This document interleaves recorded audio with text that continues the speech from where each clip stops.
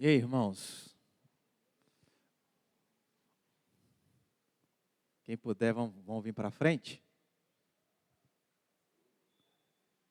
Dona Lili, esse lugarzinho aqui, ó, show de bola. Vem cá, Ito, tô com saudade de você. Fica aqui pertinho de mim. Aqui, ó, no corredor aqui, ó.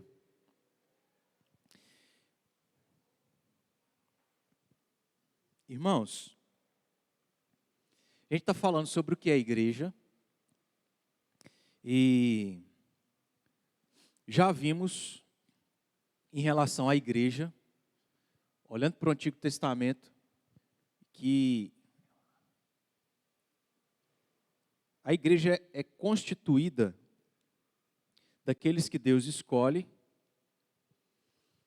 e dentre esses que Deus escolhe, há aqueles que Deus escolhe para poder liderar o seu povo.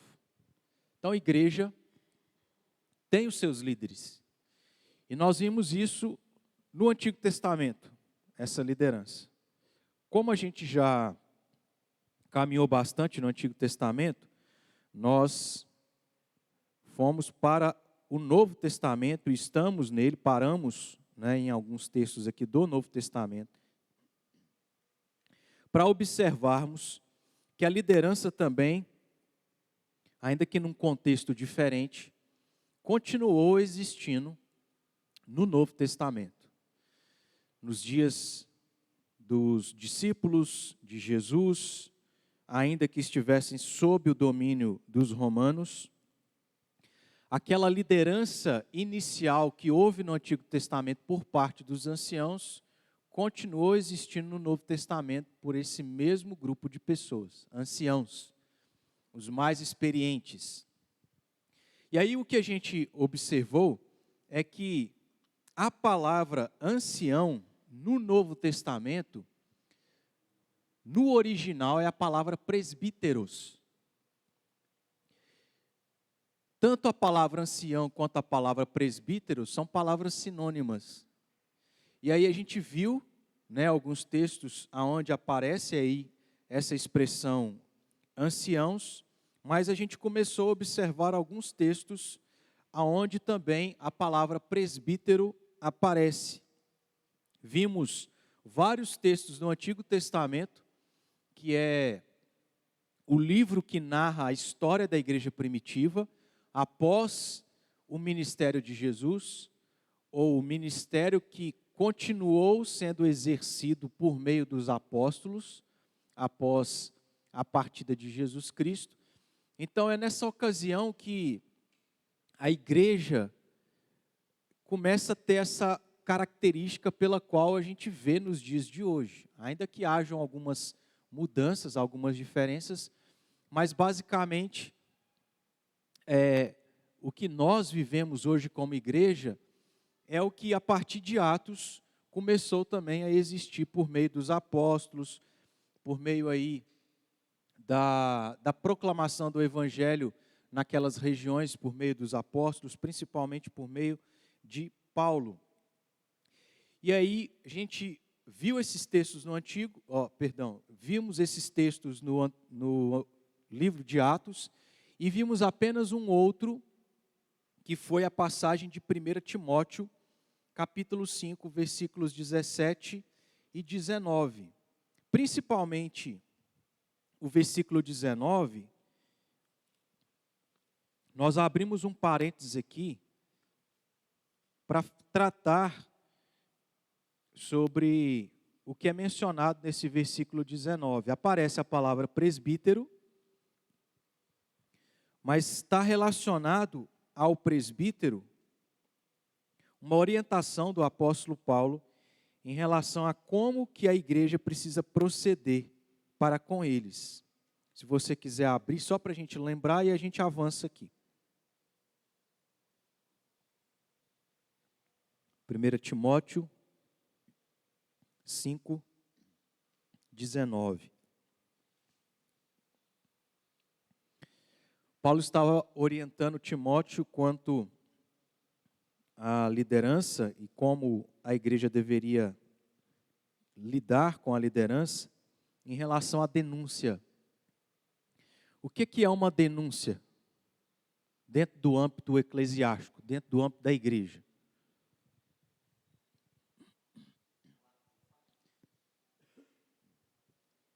Sim, mas tem mais do que isso. Comprovação de quê?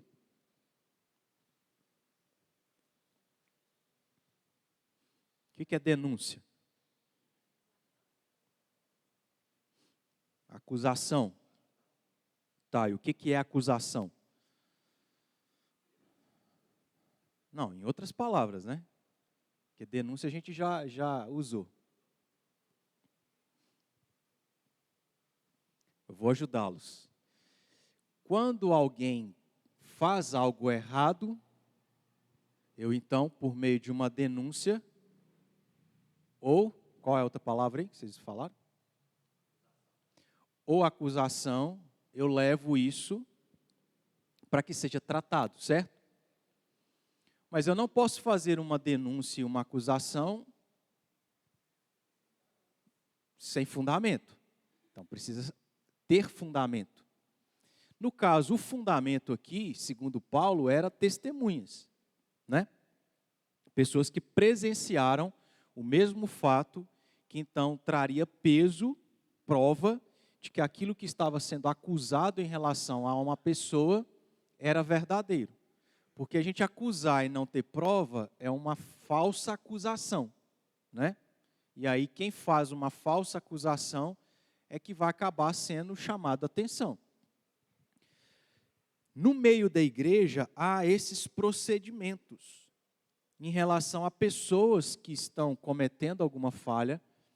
E aí, como a igreja deve ser uma igreja que reflete o caráter de Deus, que é um Deus santo, e pelas motivações certas, a pessoa que está presenciando aquilo deve fazer essa denúncia, essa queixa, essa acusação por meio de prova para que isso seja tratado pela liderança. E no caso, em relação a presbíteros, a mesma coisa. E é isso que Paulo está dizendo. Não aceites denúncia contra presbítero, senão exclusivamente sob o depoimento de 2 ou 3 testemunhos. Então uma liderança está tendo um procedimento errado e pecaminoso. Qual é a maneira disso ser tratado?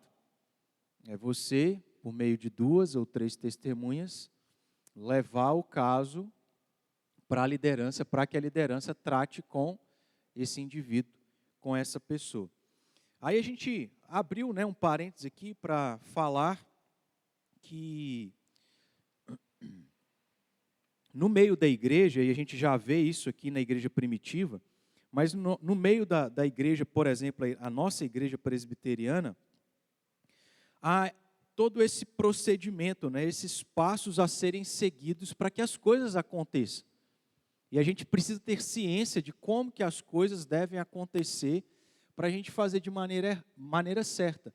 Então, eu até citei o exemplo de decisões que o conselho toma, que às vezes você não concorda. Primeiro, a gente tem que entender que a igreja presbiteriana é uma igreja que o seu sistema de governo é por meio de presbíteros que representam os interesses da igreja. Então, se eu votei em alguém para ser o presbítero da igreja, eu estou votando em alguém que eu sei que vai representar os meus direitos. Se ele vai representar os meus direitos, então eu tenho que já entender que é assim que funciona e, de certo modo, aceitar, ainda que eu não concorde.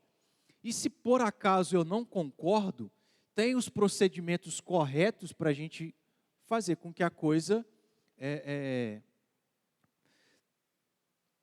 como que eu posso dizer, né?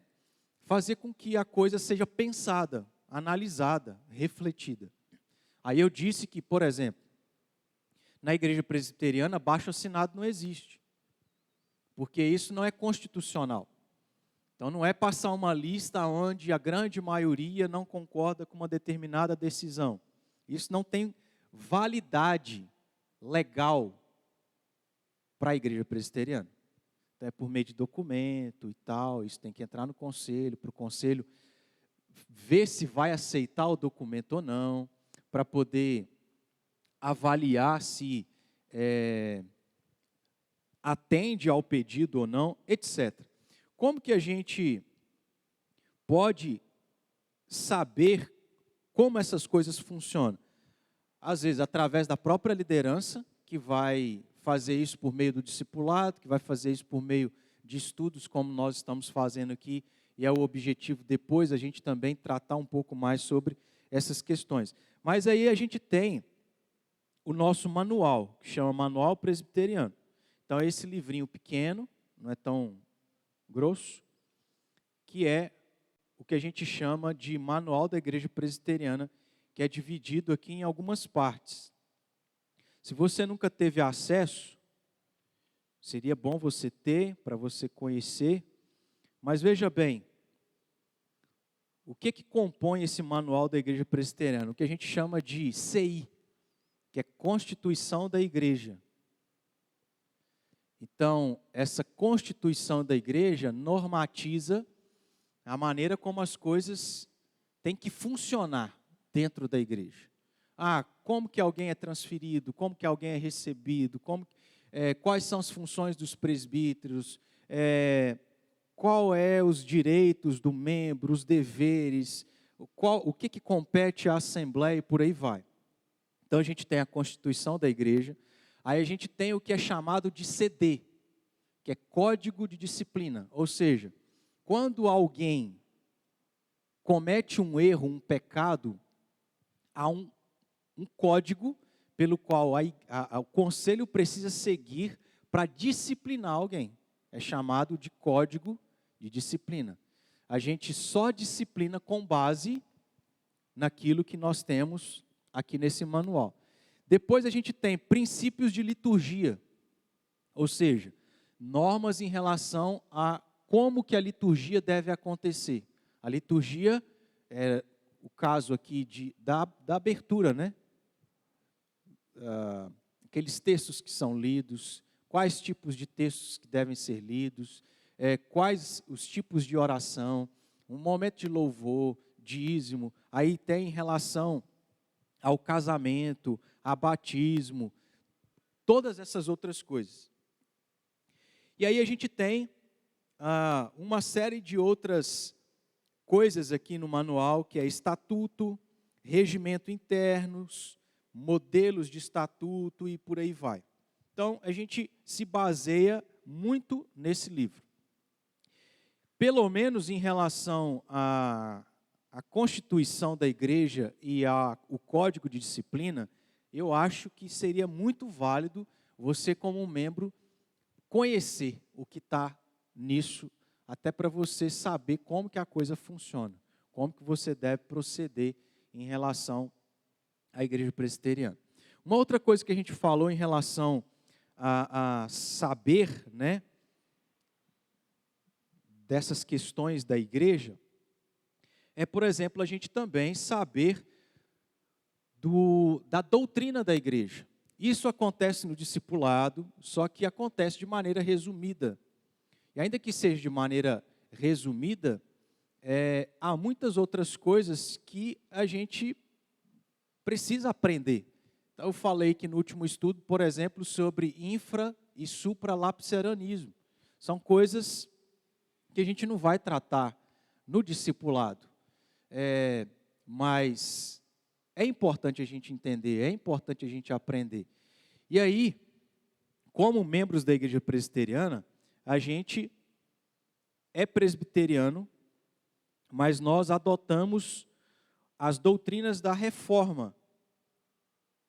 Então, nós adotamos as doutrinas de Calvino, adotamos os símbolos de fé, que são os símbolos de fé de Westminster, que é a Confissão de Fé de Westminster, o Catecismo Maior e o Breve Catecismo. E aí a gente tem, né, igual esse livro aqui, que é a Confissão de Fé de Westminster. Então isso aqui é nada mais, nada menos do que um livro da doutrina, daquilo que a gente crê, daquilo que a gente segue. A gente trabalha isso aqui, mas não trabalha profundamente todos os aspectos. Então é importante os irmãos terem acesso e conhecerem, até porque quando alguém se torna membro da igreja, ele professa aceitar a confissão de fé de Westminster. E aí, para a gente aceitar, deveríamos conhecer, senão a gente está professando adotar algo que a gente não conhece, né? E depois, talvez, você vai se deparar com uma determinada coisa que você não concorda, e aí vai haver problema. Então, a confissão de fé, só para a gente citar aqui os capítulos, do que trata, para os irmãos saberem.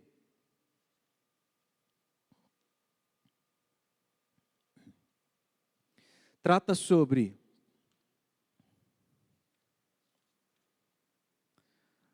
a Sagrada Escritura, Deus, Trindade, o eterno decreto de Deus, da criação, providência, queda do homem, pecado, da punição, do pacto de Deus com o homem, de Cristo, do livre-arbítrio, vocação eficaz, justificação, adoção, santificação, fé, arrependimento, boas obras, perseverança dos santos, certeza da graça e da salvação, da lei de Deus, da liberdade cristã, da liberdade da consciência, do culto religioso e do dia do repouso, dos juramentos legais e dos votos, do magistrado civil, matrimônio, do divórcio, da igreja, da comunhão dos santos, dos sacramentos, do batismo, da santa ceia, das censuras eclesiásticas, dos sínodos e concílios, do estado dos homens depois da morte e da ressurreição dos mortos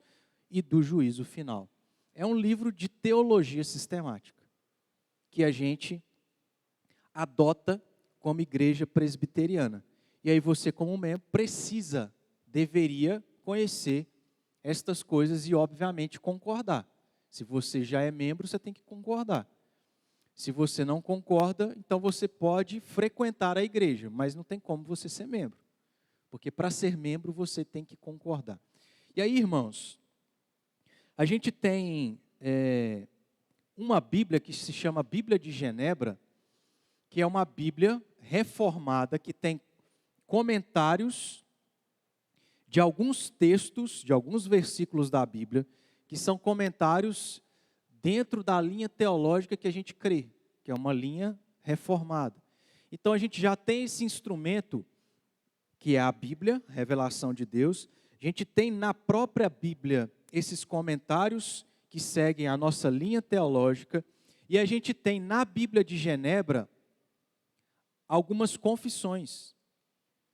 Então a gente tem aqui, por exemplo, a confissão belga, o catecismo de Heidelberg, os cânones de Dort, a confissão de fé, o catecismo maior, o breve catecismo e outras coisas como concordância, cronologia bíblica, tabela de peso, dinheiro e medidas. A Bíblia de Genebra está na sua terceira versão.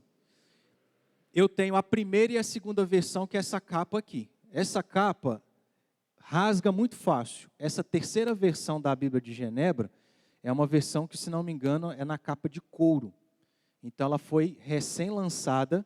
E aí, se você puder, invista para você comprar a Bíblia de Genebra. Porque aí você está comprando uma Bíblia comentada, você está comprando uma Bíblia que tem a confissão de fé, que é aquilo que você, como membro da igreja, concordou e aceitou, né?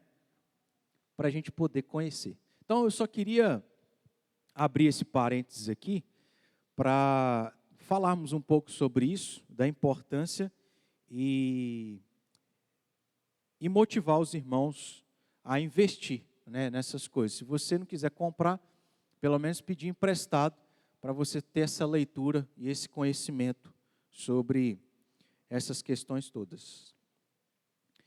Vamos seguir e ainda observar aqui mais algumas passagens no Novo Testamento, onde aparece a palavra presbítero. Vamos lá para Tito.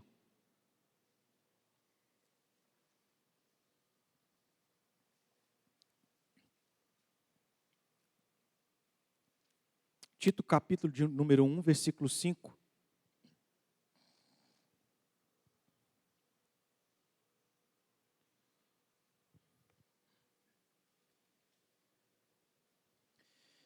Quem achou pode ler para nós, por favor? Alguém?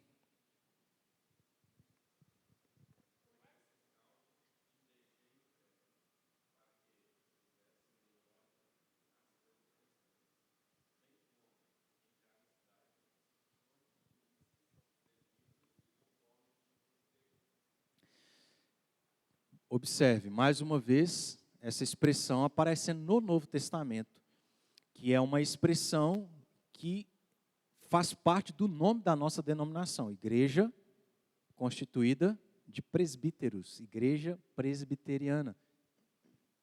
Porque é uma igreja que o seu sistema de... Não me fugiu que agora. Seu sistema de governo é por meio de presbíteros que representam os interesses da igreja. E é interessante que, mais uma vez, no caso aqui, por exemplo, de Tito, né, a gente observa essa orientação ou essa informação por parte do apóstolo Paulo a Tito de constituição de presbíteros. Por que que isso se dava?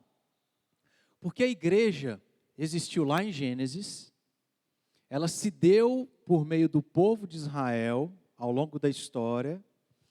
Isso chegou aos dias de Jesus, no Novo Testamento, sob o império dos romanos, onde a coisa não funcionava da mesma forma que funcionou quando Israel estava na sua própria terra, a terra de Canaã. Mas em Cristo Jesus, a igreja passou a funcionar como funciona, bem parecido nos dias de hoje. E aí, como a igreja estava sendo estabelecida dessa forma, não mais como era no Antigo Testamento, por meio de um povo todo reunido, que tinha liberdade para poder adorar a Deus e tudo mais. Então, Jesus vem ao mundo, cumpre com aquilo que ele deveria cumprir, a sua missão, e aí ele parte, ele então dá ordem aos seus discípulos para irem pregar o evangelho, fazer discípulos entre os quatro cantos da terra. E é isso que começou a acontecer. Então, eles saíram de Jerusalém, foram para a Judéia, foram para Samaria, foram até os confins da terra, passaram para regiões lá que fugia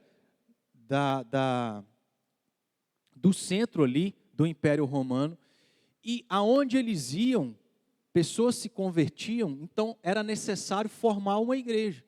E como que a igreja era formada? Não é meramente pelo ajuntamento de cristãos, mas por meio de presbíteros, anciãos e líderes que deveriam governar esse grupo de cristãos. Nesse sentido, como é que se dá uma igreja? Não que a igreja não exista fora das quatro paredes. Não que a igreja não exista em outro sentido. A igreja é constituída por aqueles que foram salvos. Mas a igreja local não. A igreja local só pode existir se houver liderança, se houver um grupo de pessoas suficiente para, inclusive, manter financeiramente aquela igreja. Aí uma igreja é organizada. Porque o bairro Brasil ainda não foi organizado. Lá tem liderança. Lá tem uma quantidade de pessoas ok. Mas talvez ainda não foi organizada porque ainda não há recurso financeiro suficiente para ela poder sobreviver. Então há essas questões que precisam acontecer para que uma igreja que já existe, se organize. E aí eu estou falando tudo isso porque nos dias do Novo Testamento, a igreja era constituída como igreja local, não só por meio de crentes, mas por meio de uma liderança, para reger, para governar, liderar todos esses crentes e aquela igreja. Vamos para Tiago, capítulo 5, versículo 14.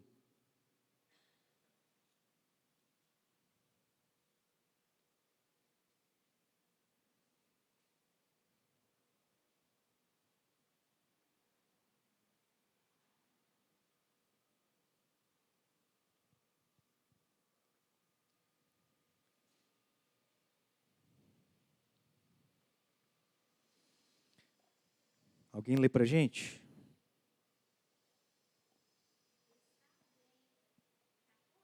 Uhum.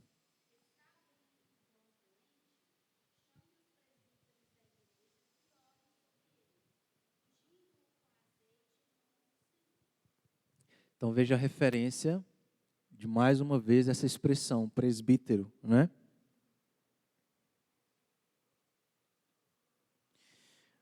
Para 1 Pedro agora, capítulo 5, versículo 1.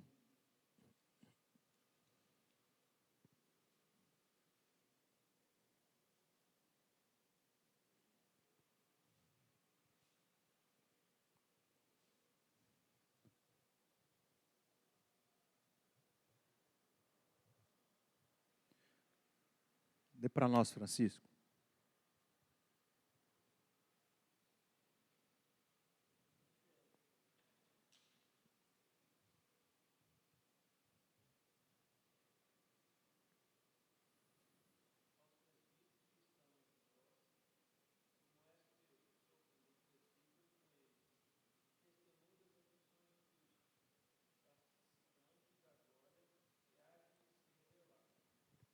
Ok. Vamos para 2 João 1:1. Capítulo 1, versículo 1.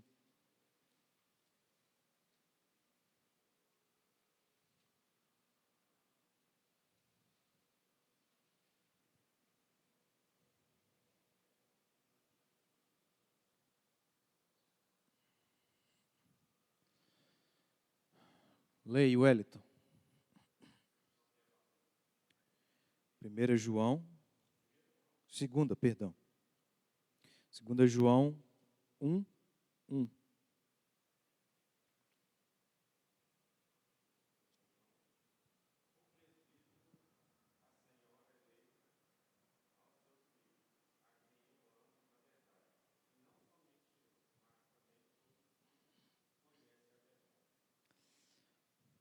E por fim, vamos para 3 João, capítulo 1, versículo 1.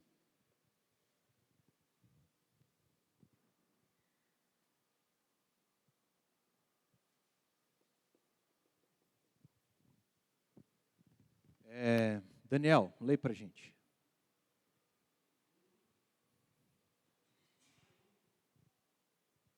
Terceira João 1:1.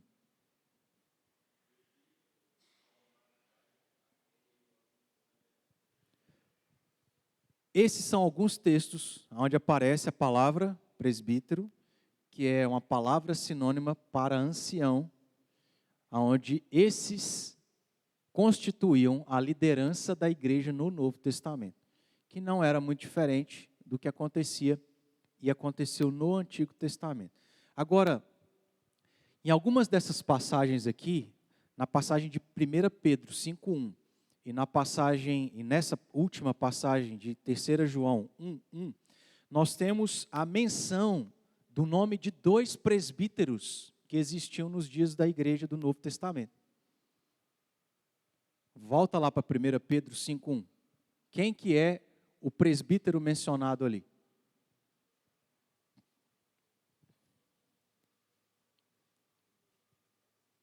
Primeira Pedro 5:1.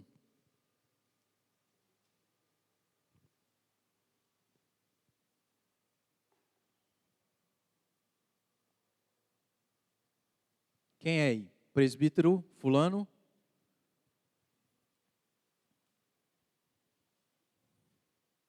Cinco um. Está perguntando ou está afirmando, Dodô?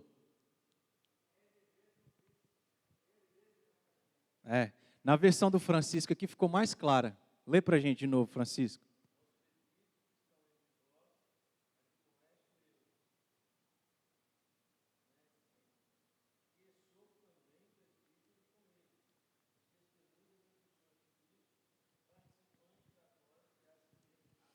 Então, Pedro estava escrevendo para a liderança dessa igreja. Ele diz assim: estou escrevendo para vocês, presbíteros, assim como eu também sou presbítero. Então, está vendo que a gente tem essa realidade acontecendo na igreja do Novo Testamento? liderança, que é chamada de presbíteros, que em outras palavras são os anciãos. Aí nós temos em 3 João, capítulo 1, versículo 1, também o nome de outro presbítero, Gaio. E aí nós temos, vamos lá para Timóteo. Timóteo não. Atos 14, versículo 23.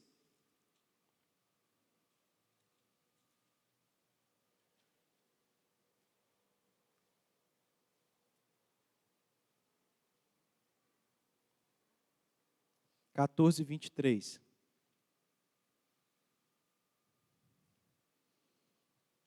Fala sobre a eleição de presbíteros, promovendo-lhes em cada igreja a eleição de presbíteros, depois de orar com jejuns, os encomendaram ao Senhor, em quem haviam crido. E aí vamos para Timóteo, 1 Timóteo 1,18.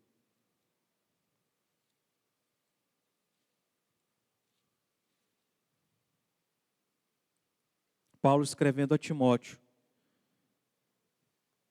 Nós temos aqui em Atos, esse texto que a gente acabou de ler, a menção geral, resumida, daquilo que em Timóteo é especificado. 1 Timóteo 1,18. Este é o dever que te encarrego, ó filho Timóteo, segundo as profecias de que antecipadamente foste objeto. Combate, firmado nelas, o bom combate. Paulo está se dirigindo a Timóteo para dizer que Timóteo era alguém que recebeu algumas profecias. Aí a gente vai entender um pouquinho melhor isso. Capítulo 4, versículo 14.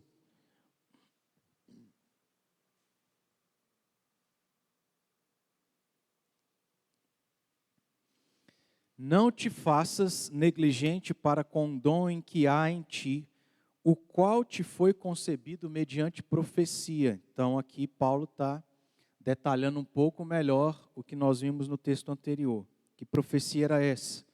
Relacionado a esse dom em que ele havia recebido. Com a imposição das mãos do presbitério. E aí, 2 Timóteo 1,16, 1,6. Por esta razão, pois, te admoesto que reavives o dom de Deus que há em ti, pela imposição das minhas mãos. Paulo foi um desses que lá no presbitério impuseram as mãos sobre Timóteo, que recebeu uma profecia, aonde ele recebeu um dom. Não está aqui sendo mencionado de maneira direta, mas esse dom é que Timóteo foi chamado para ser presbítero. E aí, ao receber esse chamado, de maneira ritualística, vamos assim dizer, ele passou a ser um presbítero por meio da imposição da liderança, que era formada e constituída por um presbitério. É a mesma coisa que acontece na nossa igreja, quando alguém é ordenado a pastor presbiteriano. Alguém que já presenciou a ordenação de algum pastor? Não?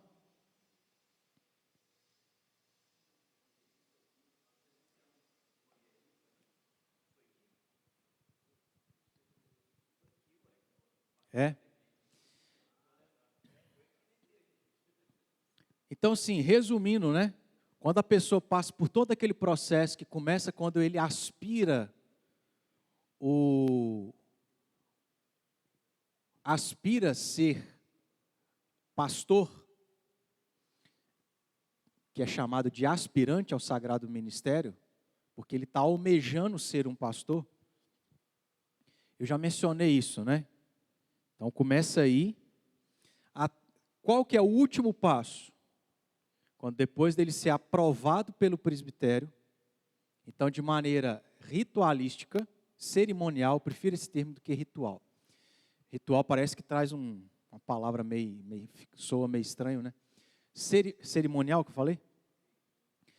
ele vem à frente, ele ajoelha aqui, e aí o presbitério que está reunido impõe as mãos e ele é consagrado pastor ordenado.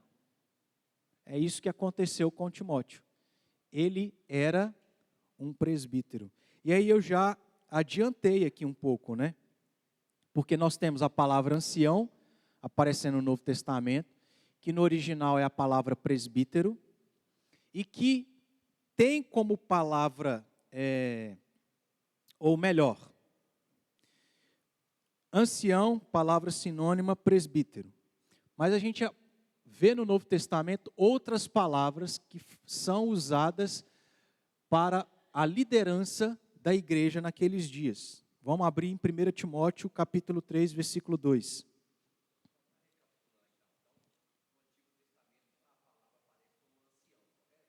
Sim. Presbítero.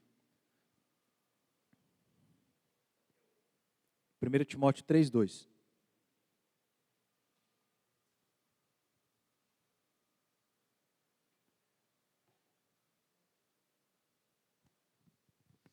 Lê para nós, Marquinhos.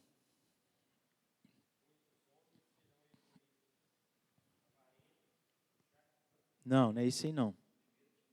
1 Timóteo 3, 1, 2. 3, 2.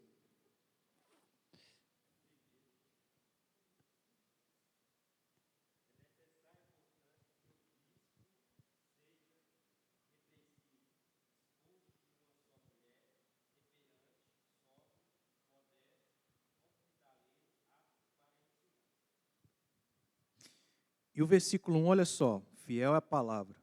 Se alguém aspira, lembra que eu falei que a primeira etapa é alguém aspirar ser pastor? Como é que alguém aspira a ser pastor?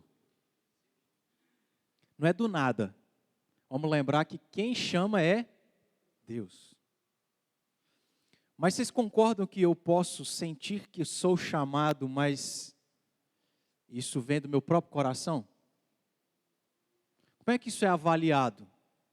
A gente já falou. Começa pela igreja.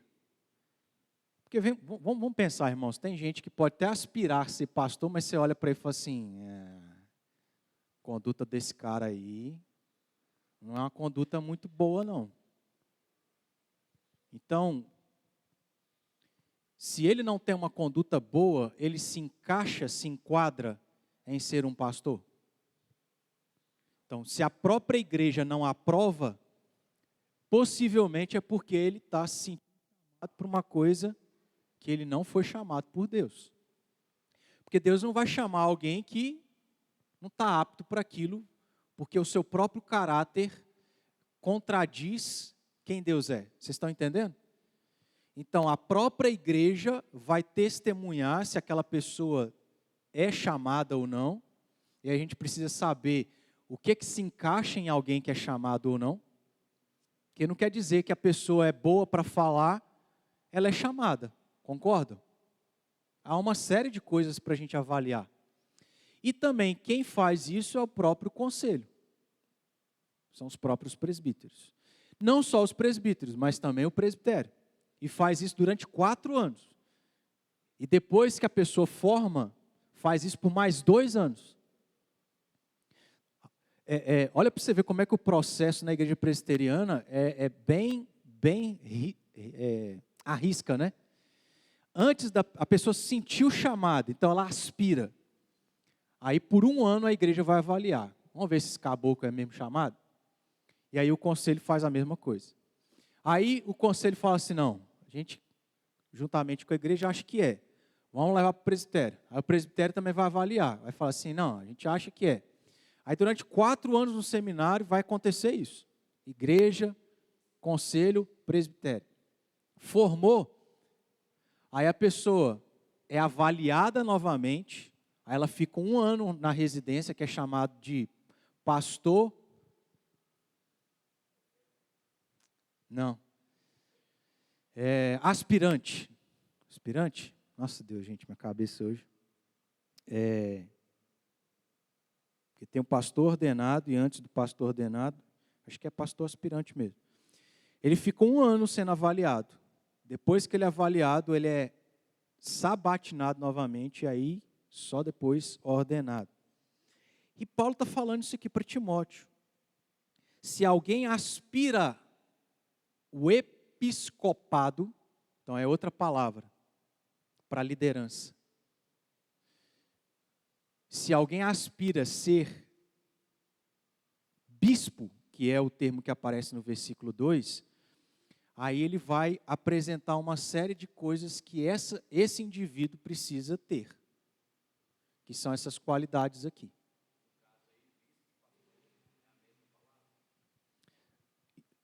No caso, a palavra aqui é bispo. Então a gente está falando de ancião, está falando de presbítero e está falando agora de bispo, que é um termo mais usado na Igreja Católica. Mas a gente também pode usar, porque bispo se refere à liderança da igreja, certo? Vamos para Tito, capítulo 1, versículo 7.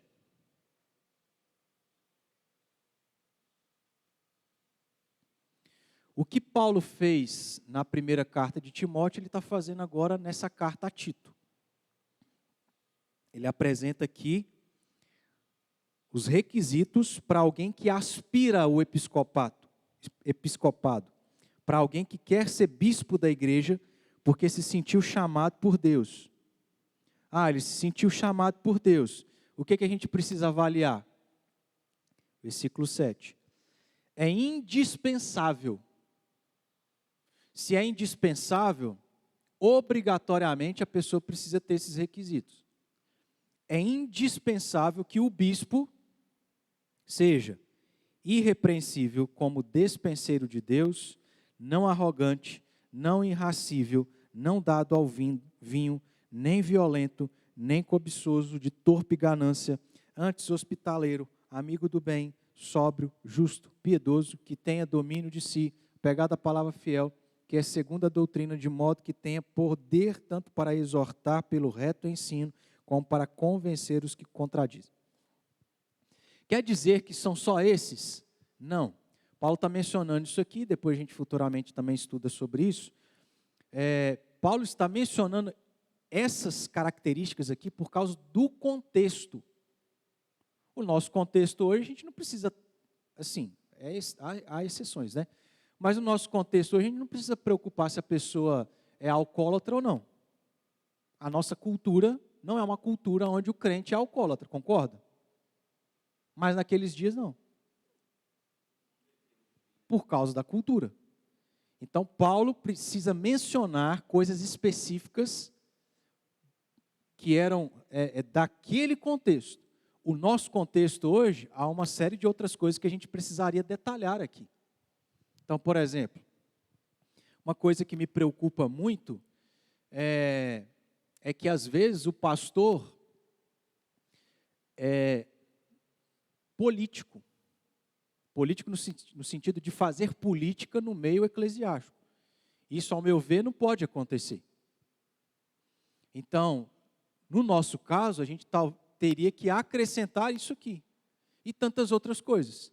Que não pode existir na vida e não pode ser a conduta de alguém que vai liderar o povo de Deus. De maneira nenhuma. Então, tem que ser coisas que a gente tem que observar. Por que, irmãos, que a gente precisa levar isso a sério? Porque se a pessoa passar por todo aquele trâmite, até o ponto de ser ordenado, e ele tem algumas características, tem algumas coisas do caráter que não deveria ter, ele vai dar problema, seja para a igreja, seja pessoalmente. Vocês concordam?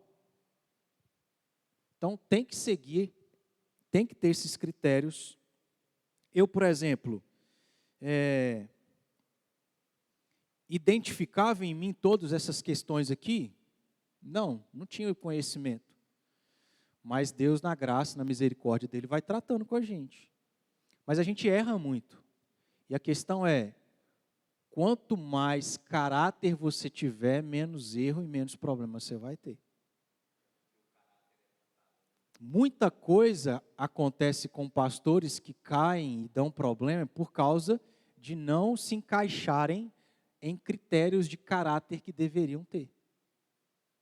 E olha, meus irmãos, que a igreja presbiteriana não aceita qualquer um, não. São 7 anos para alguém se tornar pastor ordenado. 7 anos. 1 de aspirante, 4 de seminário, 1 de...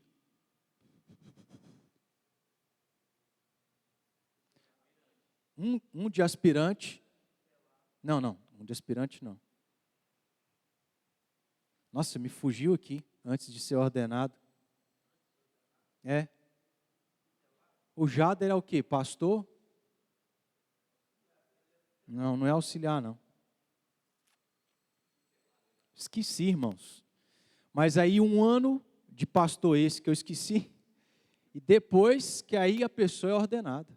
7 anos. E ainda assim passa uns caboclos que tem falha de caráter. E aí cedo ou tarde, se Deus não trabalhar, se a pessoa também não se deixar trabalhar, vai dar problema. É muito sério essas questões todas aqui. Sim, ele é despojado, né? Ele perde a função, né? Não, aí é presbitério. Por que é o presbitério, irmãos? Não. Que pastor não é membro de igreja. Ele é membro do presbitério. Por isso que eu não posso ocupar cargo na igreja, por isso que eu não tenho voto na assembleia.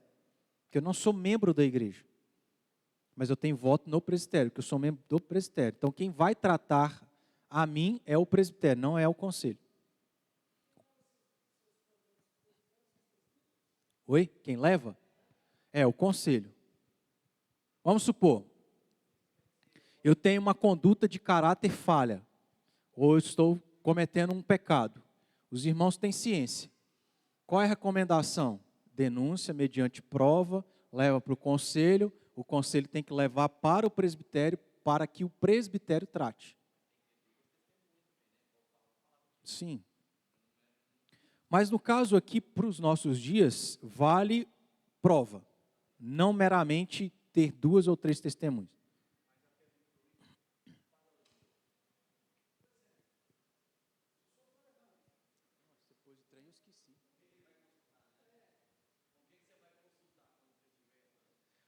O membro,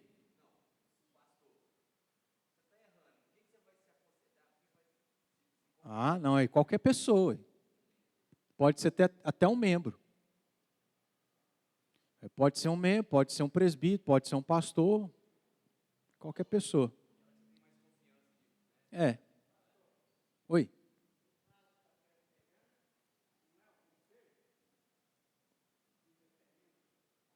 O quê? Determina o quê? Para o pastor? Não.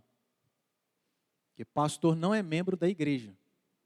O conselho tem autoridade sobre os membros da igreja. Agora, quem tem autoridade sobre o pastor é o presbitério, porque ele é membro do presbitério.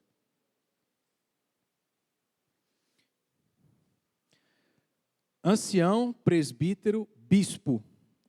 Agora aparece a palavra pastor também. A palavra no original para bispo é episcopos. A palavra para ancião no Novo Testamento é presbíteros. E a palavra para pastor no original é poimê. Então são 3 termos. Presbíteros, anciãos, episcopos, bispo, e poimê, que é pastor. Vamos lá para Efésios 4:11.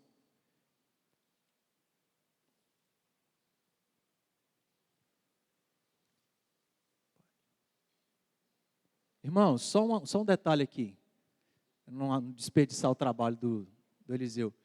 Aqui a gente tem um capítulo da Confissão de Fé, que trata sobre a Trindade. O que está escrito ali tem a sua base em textos bíblicos.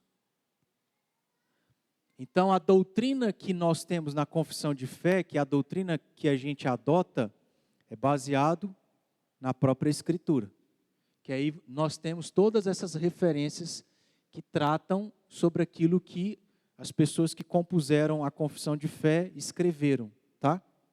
Só isso. Obrigado, tá, Eliseu? Deus te pague. Efésios 4:11. Você já leu, Wellington? Leia para a gente.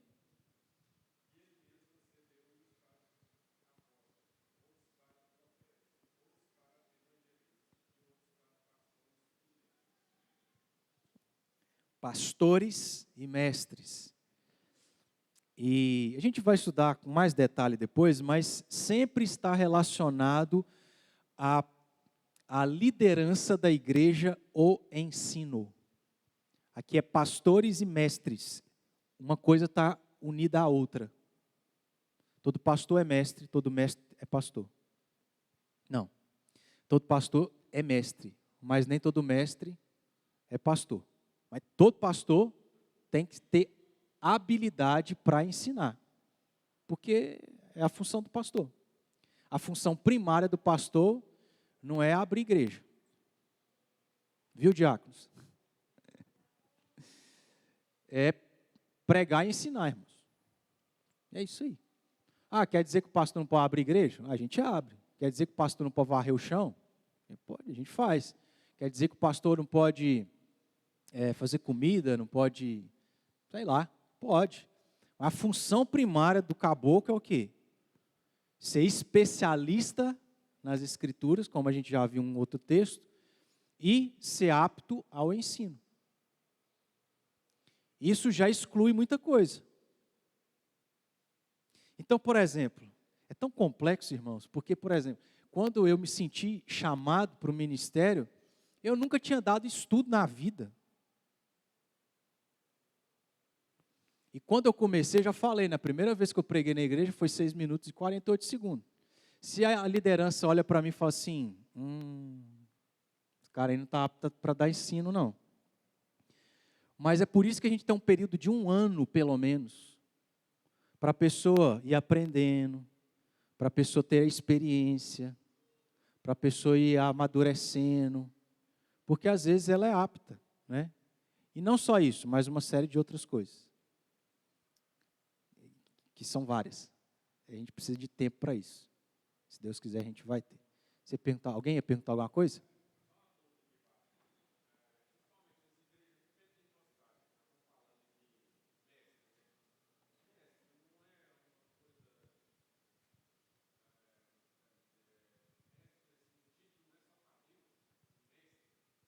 Ah, tá.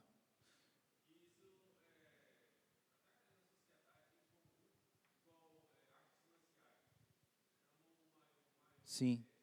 É.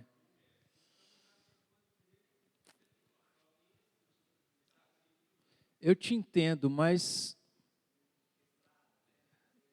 não necessariamente, sabe? É um problema. A gente tem um texto que Jesus fala, né? Mestre, somente o Pai e tal. Mas assim, se a própria Escritura apresenta para nós o pastor como alguém que é mestre, que qual é o sentido de mestre? Aquele que ensina. Essa que é a ideia. Então, não é problema nesse sentido. Mas eu, por exemplo, eu tenho dificuldade de chamar meu professor de jiu-jitsu de mestre. Eu chamei de professor. Mas é uma questão pessoal. Não é que você está pecando de chamá-lo de mestre, né?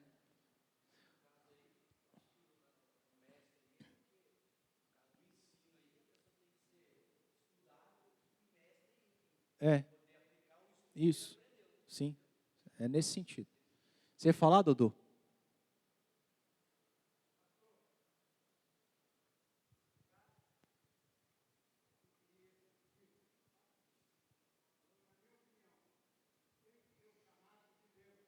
Claro.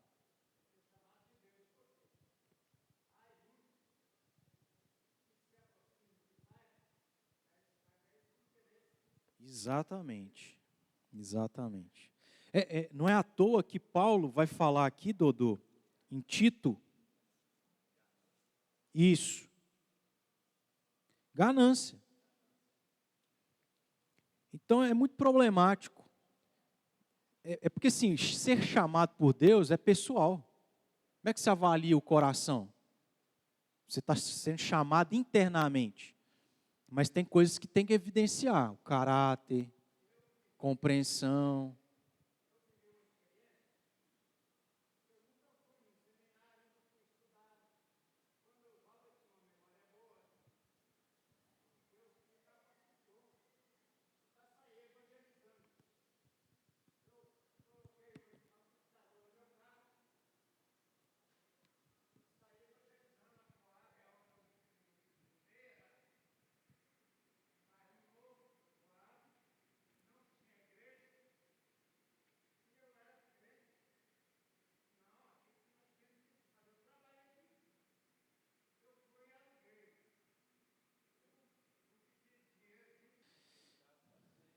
Evangelista, né? É. Algumas coisas, irmãos, vão evidenciando. Por exemplo, habilidades. Mas existem habilidades que vão ser adquiridas, vamos assim dizer, elas vão ser construídas. Isso foi comigo. Mas você vai ter habilidades em outras coisas. Isso tem que chamar atenção. Isso talvez seja uma evidência de que a pessoa está sendo chamada. Mas não é só isso.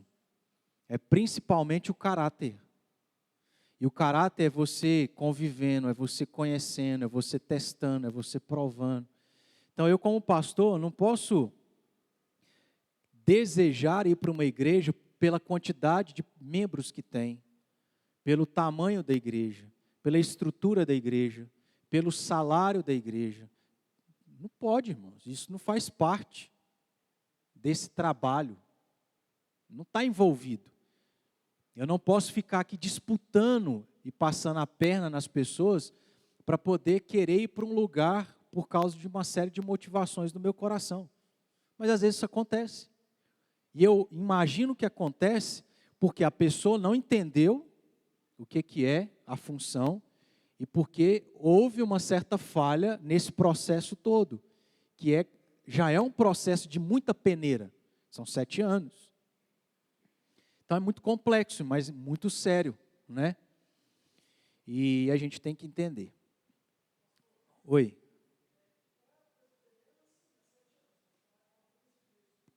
Não, não é. Irmãos, é cada absurdo, né?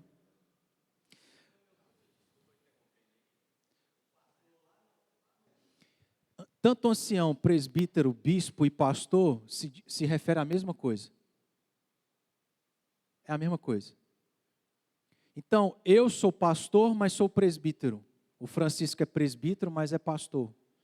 Eu sou pastor, presbítero, bispo, ancião, ainda que eu não tenha tantas cães. O Francisco é pastor, presbítero, bispo e ancião. É a mesma coisa, é a mesma função. É isso que a gente precisa entender. Só que eu sou um presbítero docente e ele é um presbítero regente. Eu sou um presbítero por tempo integral, ele é presbítero por tempo parcial. Por isso que eu recebo côngruas, porque eu preciso sobreviver, porque eu invisto integralmente. Agora ele não. Para que ele invista integralmente, ele tem que passar por um processo de 7 anos. Mas não pelo dinheiro, mas porque ele se sentiu chamado a dedicar toda a vida a esse trabalho que hoje ele dedica de maneira parcial. Então vocês entenderam? Essas 4 expressões são sinônimas, se referem à mesma coisa, tá bom? Pode falar.